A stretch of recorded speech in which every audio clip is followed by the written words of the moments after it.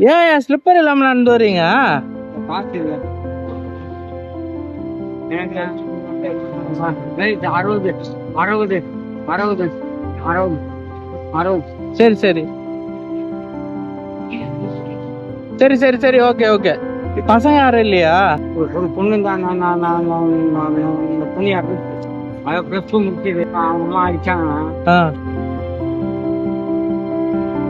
எனக்கு ஒரு கண்ணு சுத்தமாக தெரியாது. பார்வை தான். என் ஒய்ஃப் ஆண்டி. சரி இந்த காசு வச்சுக்கோங்க. உங்களுக்கு என்ன உதவி வேணும்?